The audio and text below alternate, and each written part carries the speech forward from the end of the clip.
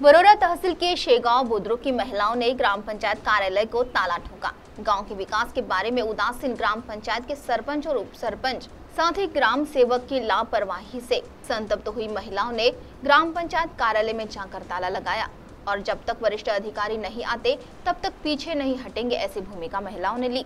तो आइए सुनते हैं इस संदर्भ में सीटीवी प्रतिनिधि जावेद शेख से बातचीत करते हुए शेगांव ग्राम पंचायत ग्राम सेवक ने क्या जानकारी दी। हॅलो, मी जावेद शेख, पत्रकार, सीटीव्ही न्यूज चॅनल, चंद्रपूर। हा सर, बोला सर। काय सर, नेमकं काय चालू आहे आपल्या ग्रामपंचायतीमध्ये? म्हणजे महिलांनी कुलूप ठोकल्या। सर ते सत्य काय नाही आहे सर, ते कसं जल जीवन मिशनचं काम चालू आहे सर हा, ग्रामपंचायत मध्ये, नाही का? हो नळ योजनेचा म्हणजे पुरे रस्ते म्हणजे जेसीबी न खोदलेले आहेत. हो हा, नळ येण्यासाठी घरोघरी, नाही का सर? हो हा, त्याचं आता 50% काम बुजवणं चालू आहे, 50% राहिलं सर. त्यामुळे थोडीफार पाण्याची अडचण निर्माण झालेली आहे. हा तर म्हणून महिलांनी आल्या होत्या, रोष केला त्यांनी हा आणि एक दोन कुलूप लाक लावला आणि पोलीस स्टेशनकडे गेले होते. पोलीसवाल्यांना सांगलं असं कुलूप लावता येत नाही, तुमच्यावर गुन्हा दाखल होईल म्हणून लगेच महिला धावत आल्या आणि त्यांनी कुलूप उघडलं. आता ग्रामपंचायत खुल्ली आहे सर. गेल्या अनेक दिवसापासून तिथे पूर्ण रस्ते खराब आहे आणि किती लोक नाही सर. अपघाताचे खूप प्रमाण वाढलेले आहे. नाही सर, गावातली घटना म्हणतो सर, गावात. हो, तर मुख्य रस्ता जे आहे त्या मुख्य रस्त्या बाजूला तुम्ही मोठमोठे ते गड्डे खोदले आहेत नालीबद्दल, तर अजून म्हणतात त्या गावातील काही कामे झालेली नाही. त्यामुळे संतप्त महिला खूप म्हणजे हे आहे ना सर. नाही सर, मोठा म्हणजे मेन रस्ता म्हणता सर, ते बीएनसीचं काम आहे सर. हो, बांधकाम विभागाचं आहे सर. आणि नळामध्ये किती दिवसामध्ये पाणी नाही. आता एवढा उन्हाळा गेला तर का आपल्याकडे ग्रामपंचायत काय उपाययोजना केली नाही का आपण? सर, दोन विहिरी केल्या आणि जलजीवन मिशन मधून पुन्हा विहीर झालं. फक्त हे काम पूर्ण व्हायचं राहिलं सर. काम खूप मोठं आहे ना सर हे. अरे हो, पण युद्ध सर तुम्ही काम करायला पाहिजे नव्हतं का? नाही सर, हे एवढा तुम्ही शासनाकडून निधी आलेला आहे सर. जिल्हा परिषदनं जलजीवन मिशन वाले टेंडर टाकलेले आहेत.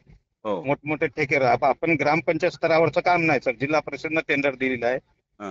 आता त्याच्यामुळे त्या ठेकेदाराचं काम तरी पण बरंच चालू आहे सर. कारण काम थोडंसं नाही सर, खूप मोठं काम आहे ना सर. त्याच्यामुळे थोडेफार हे झालं सर.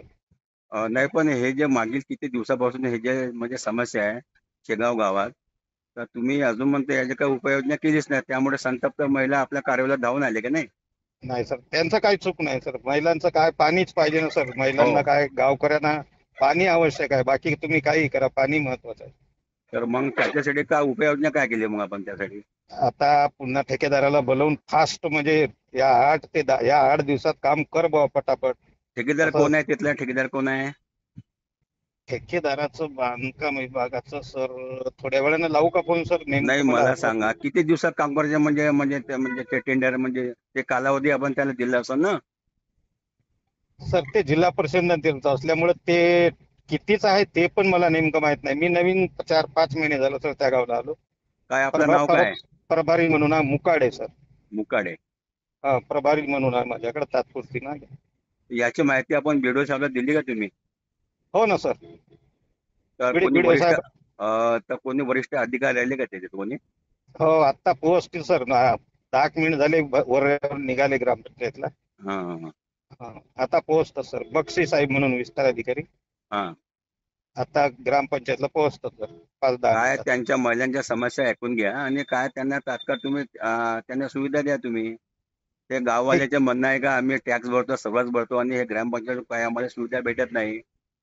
सर्व नाल्या खराब आहे आणि म्हणजे नाल्याची स्वच्छता गावात रोगराई पसरलेली आहे.